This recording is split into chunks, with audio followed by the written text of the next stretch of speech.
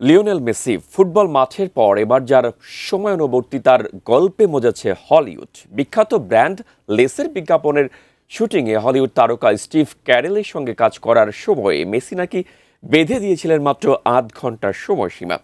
রূপালী পর্দায় মেসির এই টাইম ম্যানেজমেন্ট নিয়ে কেমন ছিল হলিউড তারকাদের অভিজ্ঞতা, বিস্তারিত জানাচ্ছেন বদিউজ্জামান মিলন। লিওনেল মেসির জন্য শুধু স্টেডিয়াম নয়, হলিউডের শুটিং সেটেও নাকি বদলে যায় প্রচলিত নিয়ম। সময়ানুবর্তিতার ব্যাপারে এতটাই কঠোর তিনি যে নির্ধারিত সময় শেষ হলেই কাজ অসম্পূর্ণ থাকলেও সেট ছেড়ে চলে যান। বিদায়ের আগে উচ্চারণ করেন একটি শব্দ, ভামোস। সম্প্রতি যুক্তরাষ্ট্রের জনপ্রিয় sports talk show the Dan Patrick শোতে এমনই একটি অভিজ্ঞতার কথা শেয়ার করেন হলিউড অভিনেতা উইল ফেরেল। ফেরেল জানান, আলু চিপস ব্র্যান্ড লেজ এর একটি আন্তর্জাতিক বিজ্ঞাপনের শুটিংয়ে মেসির সঙ্গে কাজ করেছিলেন অভিনেতা স্টিভ ক্যারেল। পরে সেই অভিজ্ঞতার গল্প তাকে শুনিয়েছিলেন ক্যারেল। কোয়ালিটি সম্পন্ন আন্তর্জাতিক মানের steel bar CSRM, committed for better still.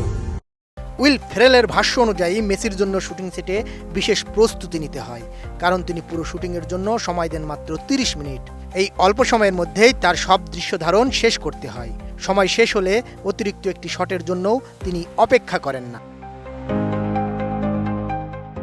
এ কারণে পরিচালক, ক্যামেরা টিম ও পুরো প্রযোজনা ইউনিটকে আগেভাগেই সব প্রস্তুতি সম্পন্ন রাখতে হয়। সাধারণত বিজ্ঞাপন চিত্র বা সিনেমার শুটিংয়ে আলো, ক্যামেরা বা অভিনয়ের কারণে একাধিকবার দৃশ্য ধারণ করা হয়, কিন্তু মেসির ক্ষেত্রে সেই সুযোগ প্রায় থাকেই না। তিনি সেটে পৌঁছানোর আগেই সবকিছু প্রস্তুত রাখতে হয়, যাতে ক্যামেরা চালু করেই শুটিং শুরু করা যায়।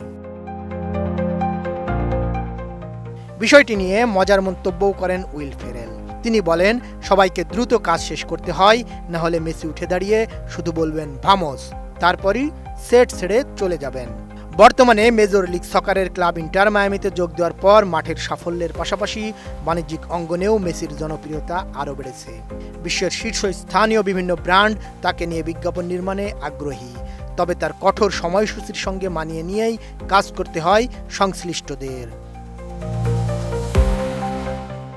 বদিউজ্জামান মিলন, এটিএন নিউজ।